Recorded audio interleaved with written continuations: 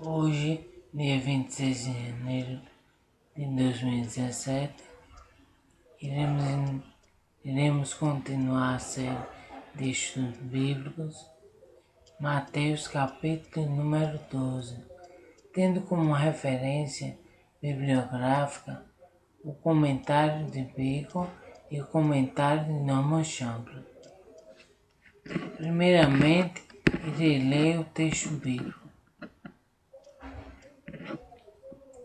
Diz assim: Naquele tempo, passou Jesus pelas searas em um sábado, e seus discípulos, tendo fome, começaram a colher espigas e a comer. E os fariseus, vendo isto, disseram-lhe: Eis que os teus discípulos fazem o que não é lícito fazer no sábado. Ele, porém, lhes disse: Não tendes lido o que fez Davi quando teve fome, ele e os que com ele estavam? Como entrou na casa de Deus e comeu os pães da proposição, que não lhe era lícito comer, nem os que com ele estavam, mas só os sacerdotes.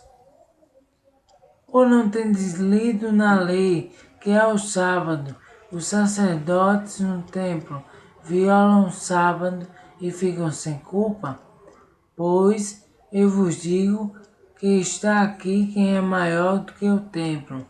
Mas se vós soubesses que significa misericórdia quero, e não sacrifício, não condenareis os inocentes, porque o Filho do Homem até do sábado é Senhor.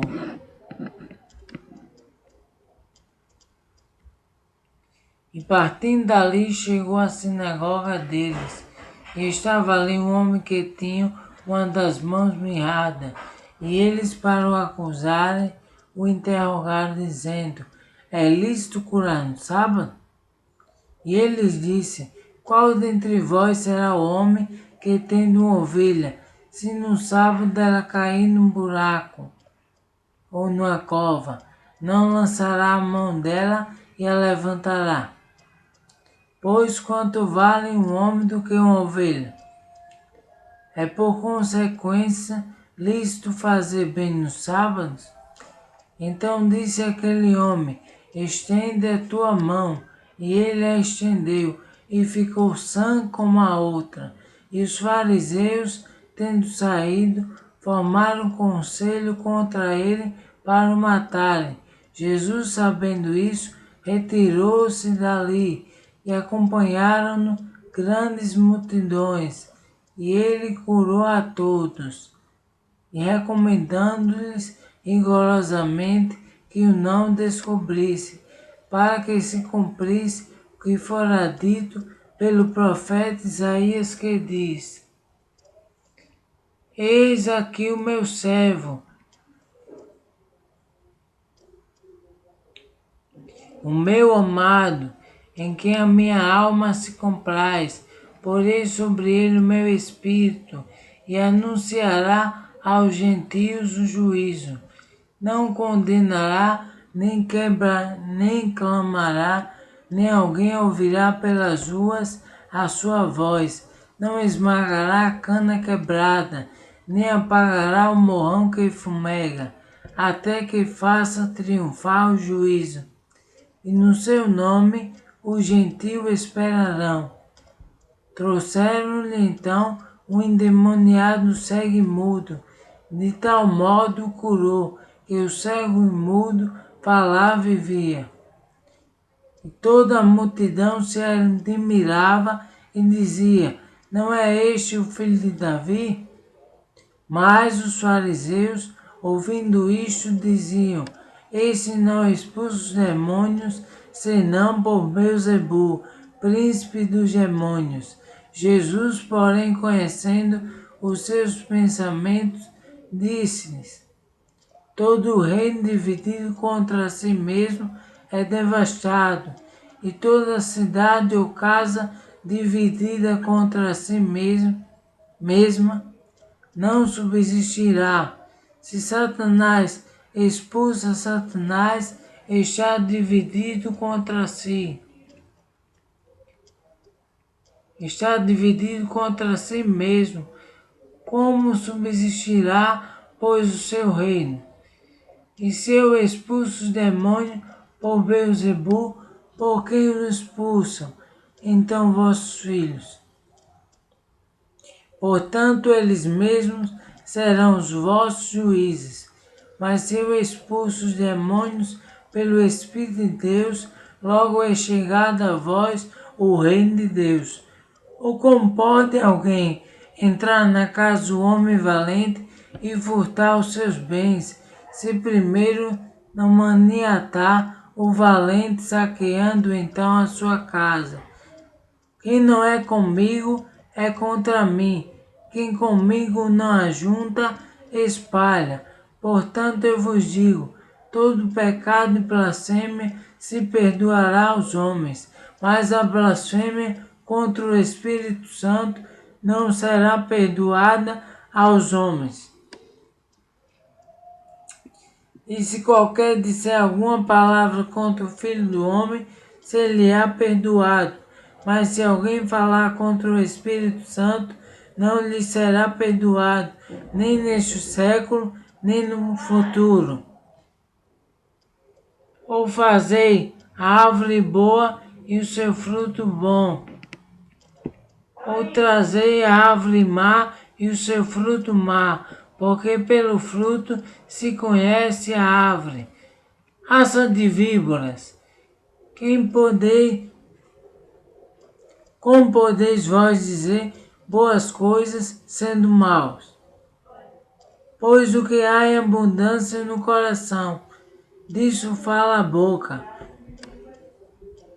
O homem bom tira as boas coisas do bom tesouro do seu coração, e o homem mau do mau tesouro tira coisas más. Mas eu vos digo que de toda palavra ociosa que os homens disserem, hão de dar conta no dia do juízo, porque por tuas palavras serás justificado, e por tuas palavras serás condenado. Então alguns dos escribas e dos fariseus tomaram a palavra dizendo: Mestre, quiséramos ver da tua parte algum sinal.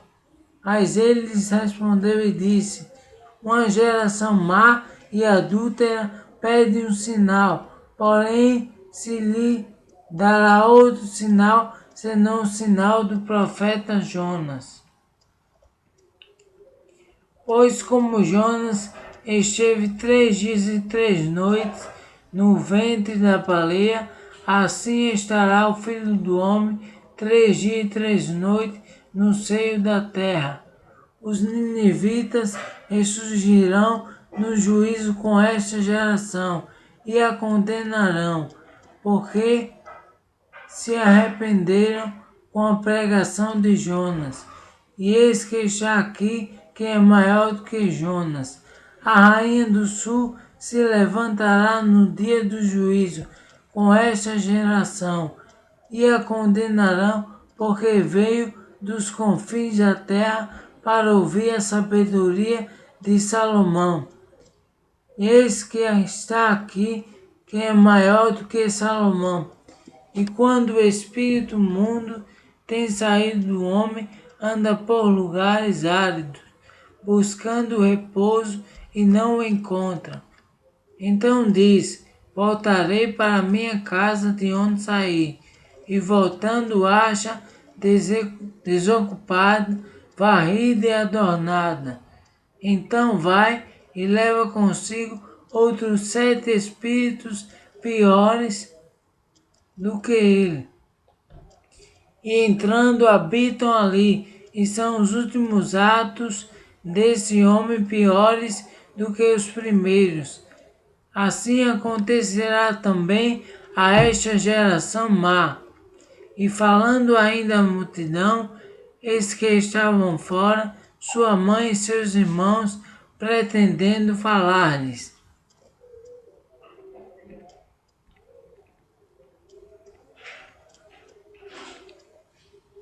E disse-lhe alguém: eis que estão ali fora a tua mãe e teus irmãos, e querem falar-te. Ele, porém, respondendo, disse ao que lhe falara: quem é minha mãe? E quem são os meus irmãos? Estendendo a sua mão para os seus discípulos, disse: eis aqui minha mãe e meus irmãos. Porque qualquer que fizer a vontade de meu Pai que está nos céus, este é meu irmão e minha irmã e minha mãe.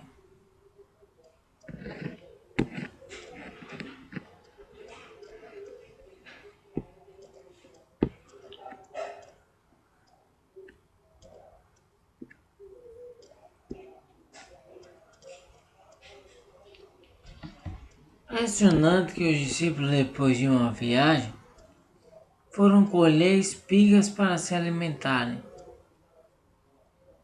O comentarista Champlin vai dizer: colher espigas era tido como um tipo de ceifa, e a ação de debulhar com as mãos era tido como um trabalho manual. Então, colher espigas era como se estivesse trabalhando em uma ceifa, com várias espigas. E debulhar era tido como um trabalho manual. Tirar a espiga era tido como um trabalho manual. As leis que dizem respeito ao direito sobre as propriedades permitiam tal ação, conforme está registrado em Deuteronômio, capítulo 23, versículo 25. Segundo os fariseus, essa atitude não era permitida no sábado. Jesus mostra que os sacerdotes trabalhavam num dia de sábado, conforme está em Mateus, capítulo 12, versículo 5. Jesus mostra que os sacerdotes, em suas tarefas do templo, trabalhavam em dia de sábado. A preparação do sacrifício era trabalhosa. Era necessário abater o animal, esfolá-lo, que é tirar a pele, em pedaços. Ele abatia o animal,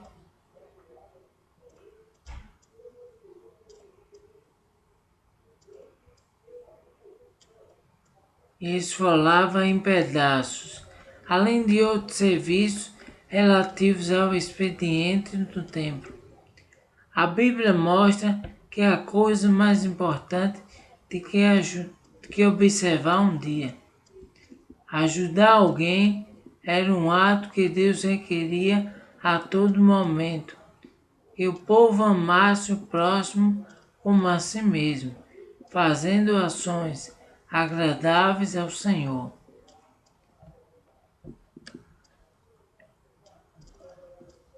Temos que notar que a coisa mais importante que é observar o dia de sábado. Não existe lei para o dia de sábado.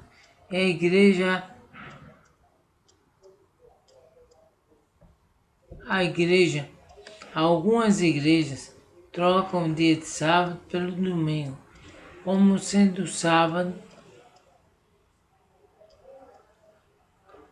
como se o domingo fosse um dia para ser observado. Queridos, independente de ser sábado ou domingo, não devemos guardar um dia, pois todo dia é santificado perante Deus. Não há mais um único dia a ser santificado, separado perante Deus. Os fariseus agiam exatamente assim, criando leis severas acerca do sábado, ao mesmo tempo que não entendiam a utilidade do sábado. Do velho acordo para o novo acordo, Jesus não veio abolir a lei, mas cumprir o sábado. O sábado é cumprido pela pessoa bendita de Jesus, que é Senhor do sábado. Jesus instituiu o sábado por causa do homem, e não o homem por causa do sábado.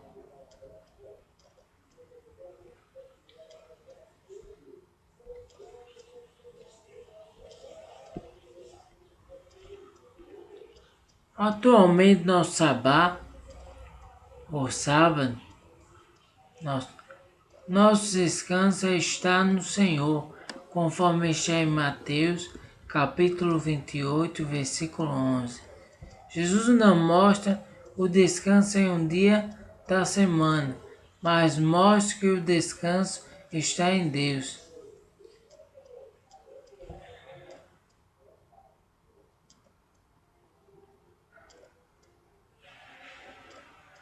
Jesus curou um homem com a mão ressequida, e Jesus o cura num dia de sábado. Não sabemos se aquele homem, como alguns acham, trabalhava em serviço como pedreiro e estava com a mão sem fazer movimento algum. E ela ficou naquele estado.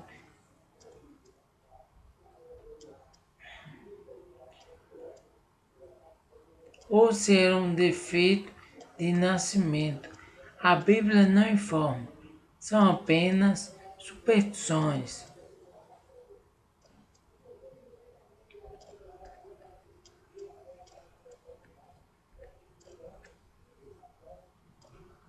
Havia três coisas que distinguiam particularmente os judeus dos gentios na época de Jesus. A primeira era a observância do sábado.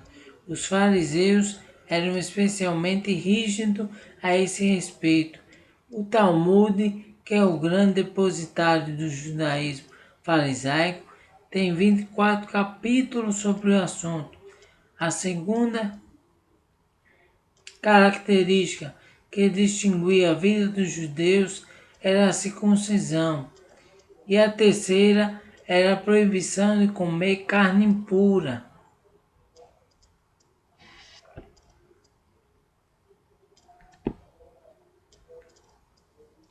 Aconteceu que um dia de sábado estava Jesus passando pelas searas, uma palavra que significa os semeados, plural, que quando usada como substantivo significa campos cultivados, campos de grãos. Os seus discípulos, tendo fome, ou como diríamos hoje em dia, estavam com fome, começaram a colher espigas mais corretamente.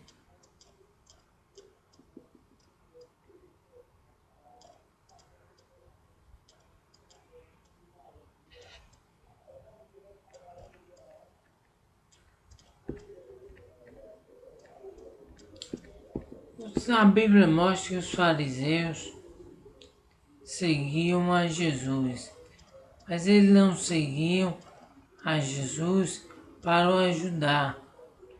Eles seguiam a Jesus para observar, com a esperança de colocar Jesus em dificuldade.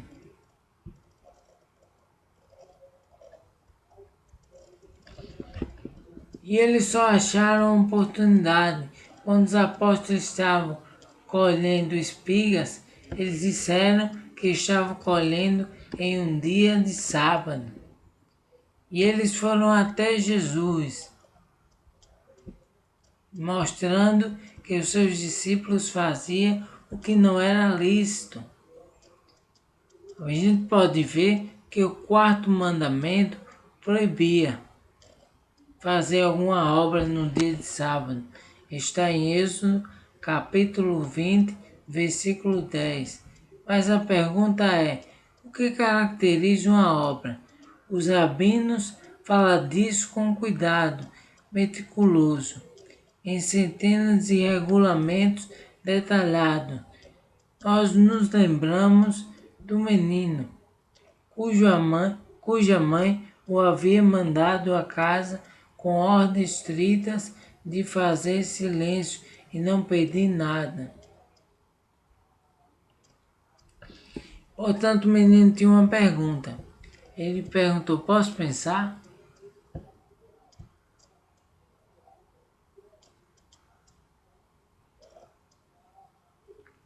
Da mesma forma, foi a pergunta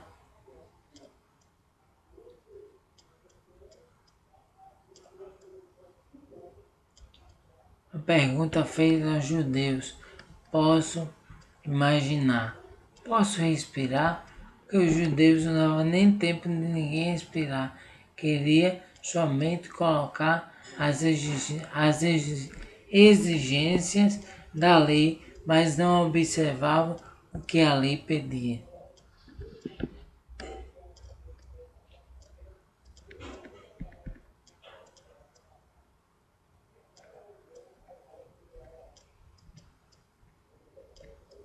Jesus vai falar que os sacerdotes comiam os pães da proposição e ficavam sem culpa.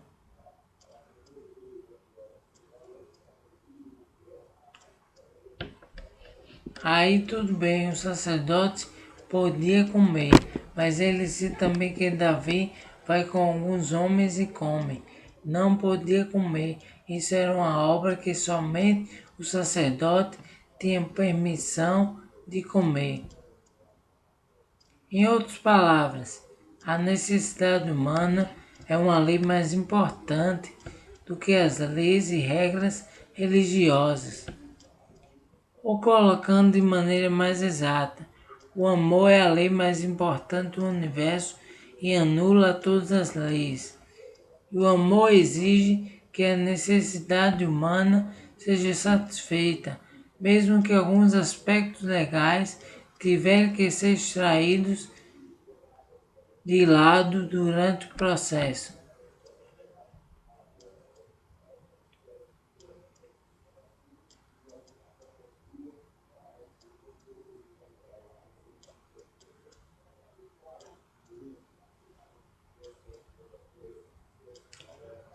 Nós podemos observar que o legalismo é uma negação humana do amor divino.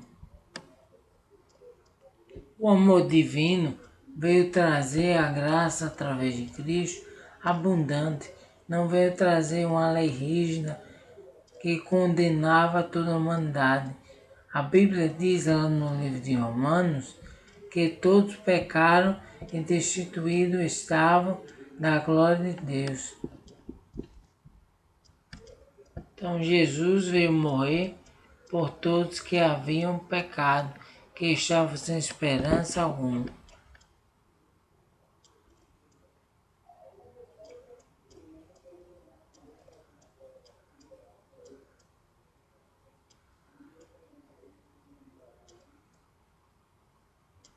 Jesus mostrou que estava presente quem era maior do que o templo, o verdadeiro templo. O verdadeiro templo, o lugar de encontro entre Deus e o homem, era o próprio Cristo. O templo de Jerusalém era a casa de Deus, Jesus, o Filho de Deus. Hebreus, capítulo 3, versículo 3 ao 6.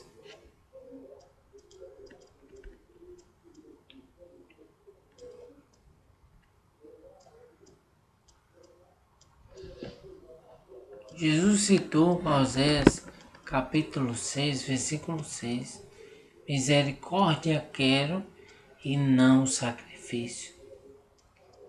É óbvio que este conceito de religião verdadeira, como consistimos de uma atitude correta e não de atos rituais, era essencial no pensamento de Jesus.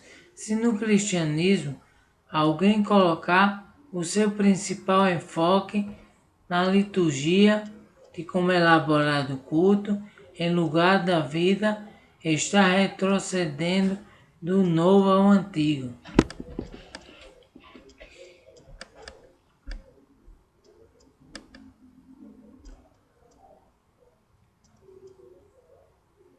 Então, mais importante que cultuar a Deus é observar as vidas, é acolher as vidas, é sempre estar com o coração voltado para a vida.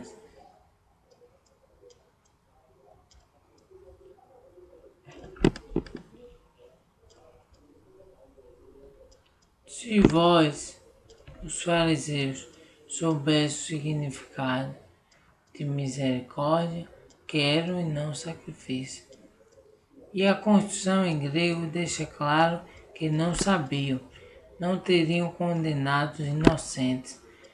Plural no texto grego deixa claro o convencimento com o sentido de condenação e a obra do Espírito Santo está em João capítulo 16, versículo 8. João capítulo 16, versículo 8. E não dos seres humanos. Quando saímos por aí condenando as pessoas, estamos usurpando a autoridade divina. Mateus capítulo 7, versículo 1.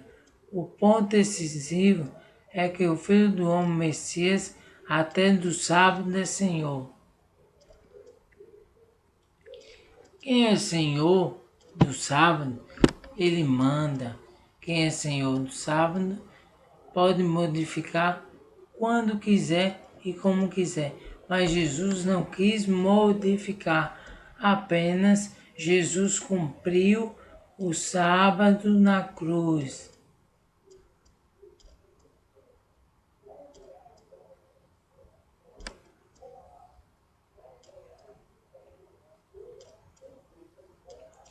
A cura de um homem que tem a mão mirrada está no capítulo 12, versículo 9 ao 14.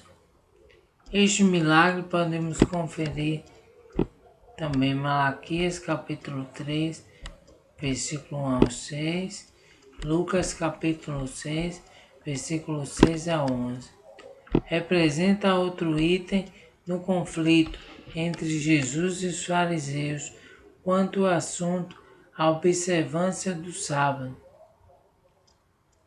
Havia em sua sinagoga, provavelmente em Cafarnaum, Marcos capítulo 2, versículo 1, podemos ver também em Marcos capítulo 3, versículo 1, um homem que tinha a mão mirrada. Mão mirrada literalmente quer dizer uma mão seca.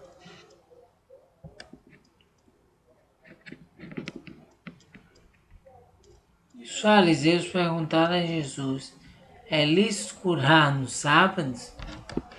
O objetivo deles não era obter informação para si mesmo, mas sim evidências contra Jesus para o acusarem.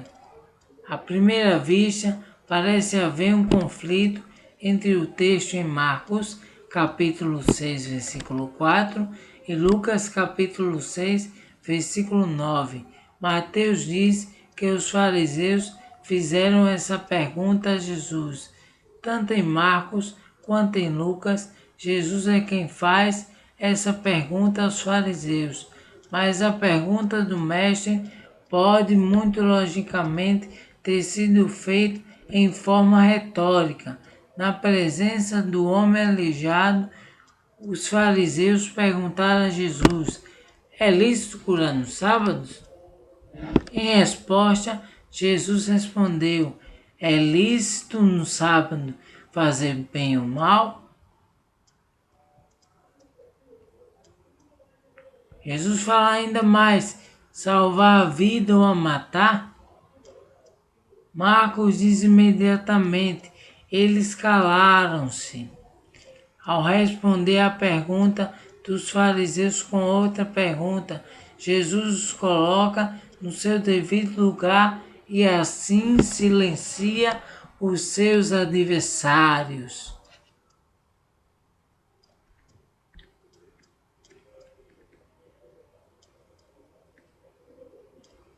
Para concluir o seu assunto, Cristo perguntou se eles não tirariam uma ovelha de uma cova em um sábado. Quanto mais vale um homem do que uma ovelha? E por consequência, lhes fazer bem nos sábados, tudo que for para o bem da humanidade será sempre agradável a Deus. Então o Criador ordenou a sua criatura aflita: estende a mão.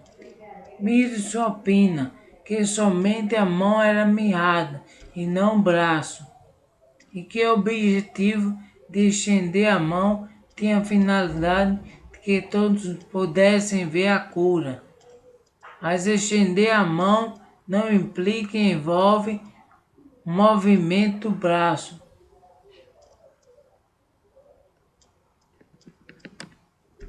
Parece que Minelli tem razão quando diz: a ordem fez aflorar a fé, que foi o meio pelo qual a cura foi realizada. Em outras palavras, o homem demonstrou a sua fé por meio da sua obediência nas situações da vida real. Nas situações da vida real, as duas nunca podem estar separadas. Então a fé e a obediência têm que estar sempre unidas. De qualquer forma, a mão do homem ficou sã como a outra. A cura estava completa. Ao invés de se sentirem obrigados por este milagre a crer em Jesus como seu Messias, os fariseus formaram conselho contra ele para o matarem. Esta ação dá uma ideia da dimensão da voluntária e obstinada rejeição deles a Cristo. Não existe nada mais irracional e desprovido do que o fanatismo religioso.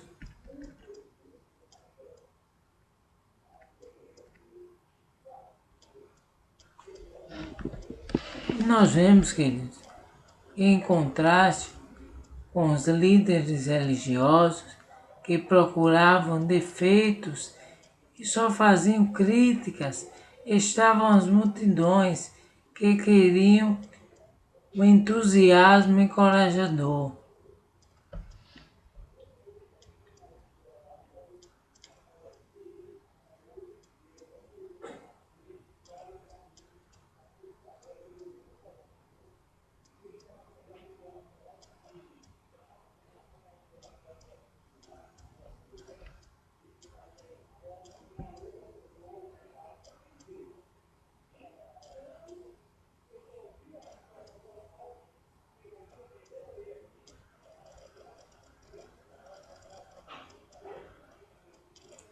Interessante que Jesus estava tentando tirar a publicidade do seu ministério de cura. Quando Jesus tentou tirar a publicidade do seu ministério de cura, ele estava mostrando que ainda não era chegada a hora de outros souber dos seus milagres, prodígios e maravilhas, para que não viesse a crucificação. Tudo tem um tempo determinado e o tempo de Jesus ser crucificado ainda iria chegar.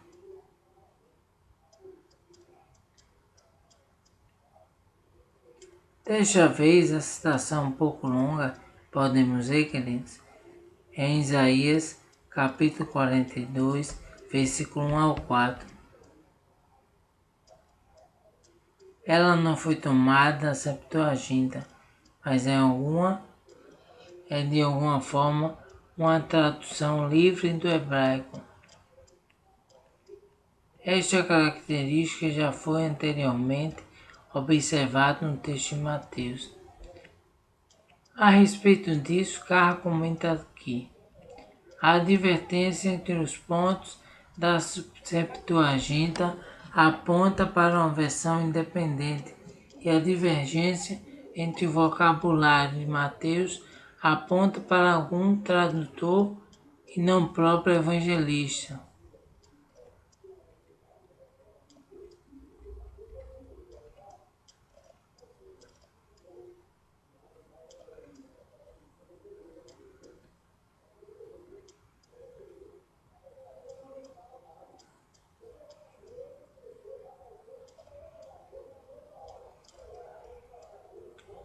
palavra servo é paz, que pode significar tanto servo quanto filho. Embora a palavra hebraica em Isaías signifique apenas servo, Morrison tem um comentário que pode ser útil. Os dois significados da palavra grega fazem com que ela seja peculiarmente aplicável ao Messias, no qual os dois relacionamentos se combinam. A profecia, porei sobre ele o meu espírito, foi cumprida no batismo quando o Espírito Santo desceu sobre Jesus. Vemos que a palavra grega para juízo significa crise.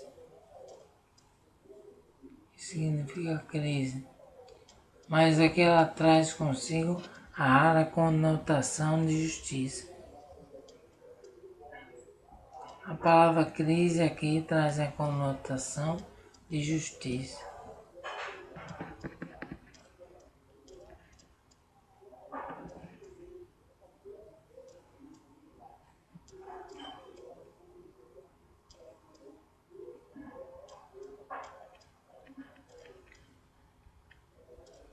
O versículo 20 prega duas metáforas, podemos ver, queridos, em relação ao ministério de Cristo.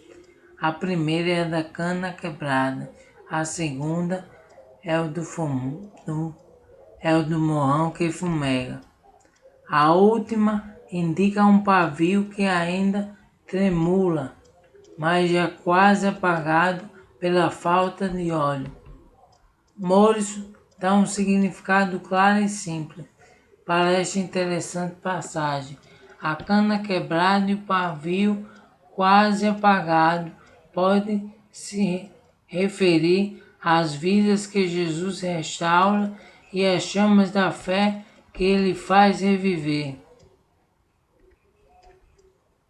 Alford diz que essa metáfora representa uma expressão proverbial conhecida: ele não esmagará o coração contrito, nem extinguirá a menor faísca de arrependimento, sentida pelo pecador, até que faça triunfar o juízo.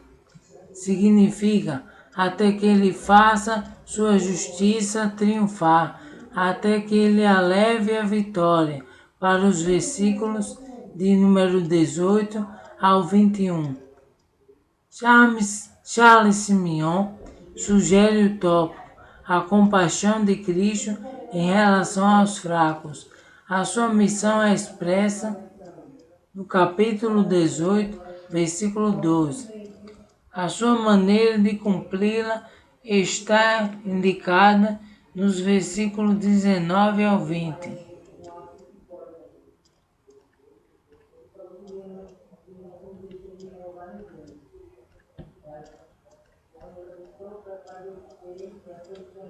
A nossa obrigação para com ele é mostrada no versículo 21. Capítulo 12, versículo 46 ao 50. Este interessante e curto episódio está registrado nos 3 evangelhos sinóticos, conforme também podemos ver em Marcos, capítulo 3, versículo 31 ao 35, e Lucas, capítulo 8, versículo 19 ao 21. A mãe e os irmãos de Jesus. Veja o comentário sobre o capítulo 3, versículo 55.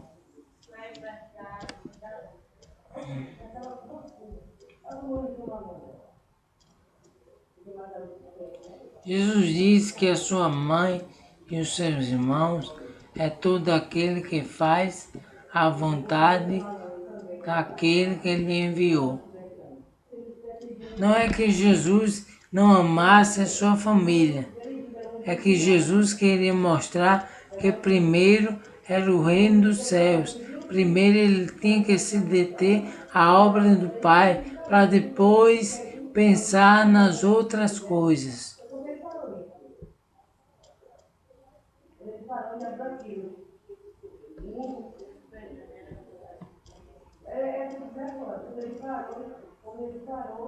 Jesus diz que todo que faz a vontade do Pai que está nos céus, essa é sua mãe e seus irmãos.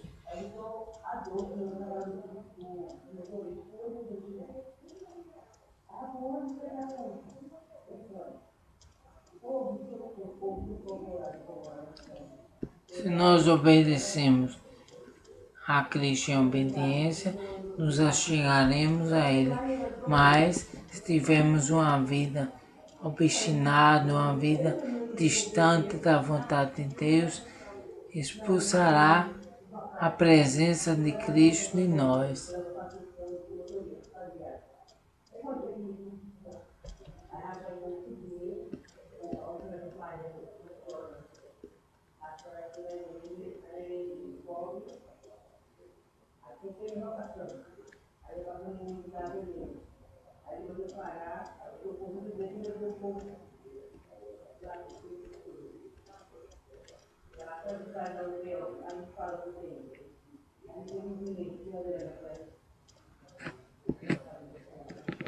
Então, o texto bíblico de Mateus, capítulo 12, é muito claro.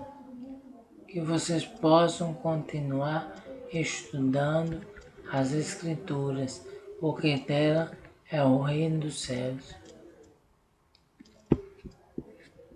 Então, um comentário bíblico que foi tido como referência bibliográfica foi citado o comentário bíblico de Champlin e o comentário expositivo de Bacon. Que Deus continue abençoando a todos, que vocês possam continuar meditando nas Escrituras e retendo o que é bom.